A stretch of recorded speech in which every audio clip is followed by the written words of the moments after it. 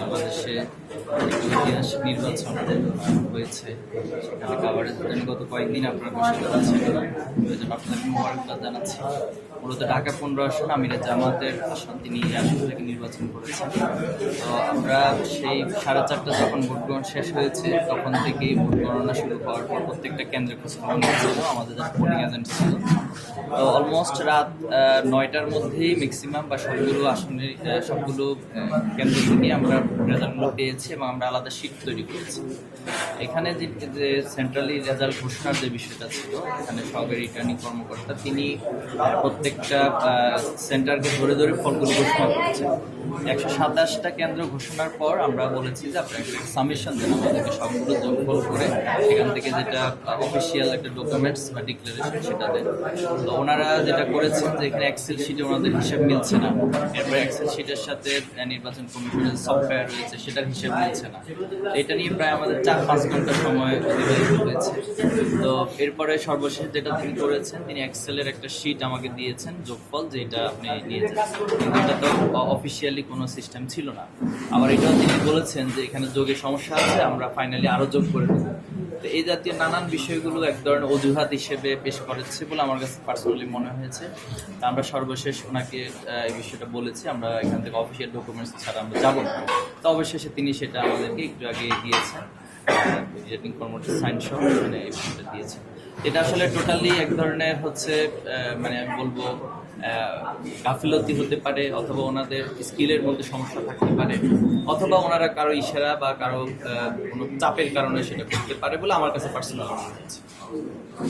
আচ্ছা, জামায়াতের অলরেডি আমরা দেখেছি মিডিয়ার মধ্যে 208টা আসন নাম দেওয়া হয়েছে বা অভিনন্দন জানানো হচ্ছে, এই বিষয়ে আসলে জামায়াত বিরোধী দলে যাচ্ছে, আপনারা দেখুন, সেটা জামাতের আমির আছেন, 11 দলীয় জোটের সকলে আছেন, তার নিঃসন্দেহে বসেছেন। যেহেতু স্পেশালি আমি ঢাকা 15 আসন দেখেছি বা আমার এখানে দায়িত্ব ছিল, তো আমি এই বিষয়টা আপনাকে উপস্থাপন করেছি। বাকি বিষয়গুলো আমিরা জামাত সহ ওনারা করণীয় জানিয়ে দেবেন। রাত 1টার দিকে হঠাৎ করে আমরা দেখতে পেলাম আপনাদের প্রতিদ্বন্দ্বী প্রার্থী নিজেকে জয়ী ঘোষণা করে ফেসবুকে স্ট্যাটাস দিয়েছেন ভেরিফাইড ফেসবুক পেজ থেকে। আপনারা কি সেটা খেয়াল করেছেন কিনা, বা এখানে কি ইঞ্জিনিয়ারিং এর কোনো ব্যাপার ছিল বলে মনে করেন কিনা? আমার কাছে মনে হয় উনি কোনো জায়গা থেকে ইশারা পেয়েছেন দেখেই সেটা করেছেন। উনি নতুবা ওনার মতো একজন প্রার্থী যিনি আমিরে জামাতের মতো ব্যক্তিত্বকে বিট করেছেন, ওনার সাথে প্রতিযোগিতা করেছেন, অথচ উনি অফিসিয়াল স্টেটমেন্ট দিয়েছেন যে উনি বিজয়ী হয়েছে। আমি সাথে সাথে এখানে যিনি কর্মকর্তা ছিলেন ওনাকে জানিয়েছি যে আপনারা কি ওনাকে বিজয়ী ঘোষণা করেছেন কিনা। তিনি বললেন যে এমন কোনো বিষয় নেই। যেখানে আমার ভোটের পার্থক্য প্রায় 20,000-এর মতো, সেখানে একজন প্রার্থী কীভাবে করে নিজেকে বিজয়ী ঘোষণা করে আবার তার যারা সমর্থক ছিল তাদেরকে বিজয় মিছিল করার জন্য বলতে পারে, এটা বাংলাদেশের রাজনীতির জন্য খুবই হাস্যকর একটা বিষয় হয়ে দাঁড়ালো এবং এটা ভবিষ্যতের জন্য আমরা মনে করি একটা নেগেটিভ উদাহরণ হয়ে আপনি কি কোনোভাবে মনে করেন যে যে প্রতিপক্ষ যে প্রার্থী ছিল তিনি নিজেকে ফেসবুকে যে বিজয় ঘোষণা করেছে সে জায়গায় সেই বিষয়টির কারণেই মূলত এখানে রেজাল্ট ঘোষণা করতে দেরি হয়েছে, কোনো অদৃশ্য শক্তি এটাকে ঘুরিয়ে পেঁচিয়ে সিস্টেমে বা ভোট ইঞ্জিনিয়ারিং করার চেষ্টা করেছেন কিনা?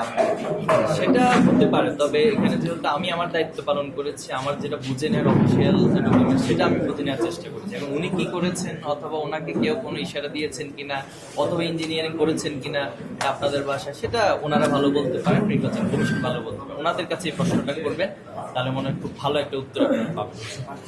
ঢাকা 15 আসনের ভোট গ্রহণ এবং এখন পর্যন্ত ফলাফল ঘোষণা নিয়ে আপনারা সন্তুষ্ট কিনা? আমরা তো আলহামদুলিল্লাহ প্রত্যেকটা জায়গাতেই নির্বাচন সকাল থেকে আমরা মনিটরিং করেছি, পর্যবেক্ষকরা ছিল, আপনার সাংবাদিকরাও ছিলেন। দু একটা জায়গায় কিছু এদিক সেদিক হয়েছে, বিশৃঙ্খল পরিবেশ তৈরি করার চেষ্টা করা হয়েছে, বিশেষ করে মণিপুর গার্লস স্কুলটাতে। তো সেখানে আমরা পরবর্তীতে প্রশাসনকে জানিয়েছি, নির্বাচন কমিশনকে জানিয়েছি, আর্মিকে জানিয়েছি, আলহামদুলিল্লাহ ওনারা পদক্ষেপ নিয়েছেন।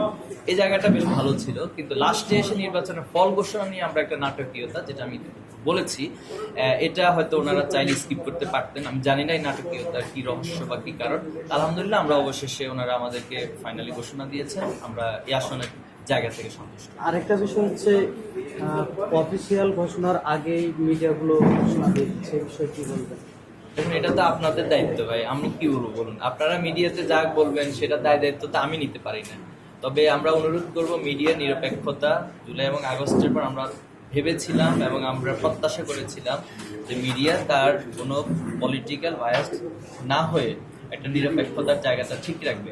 তো সেটা যদি ঠিক রাখতে পারেন, মানুষ তো আপনাদেরকে দেখে, আপনাদেরকে অবজার্ভ করে, তো সে আলোকে আপনারা মানুষের ভালোবাসা পাবেন। আর যদি আপনারা নিরপেক্ষতা থেকে দূরে সরে যান, তাহলে মানুষের ভালোবাসা হারাবেন। সেটা দায়িত্ব আমার না, এটা মনে করি আপনাদের এবং মানুষের জায়গা থেকে মানুষ বিবেচনা করে।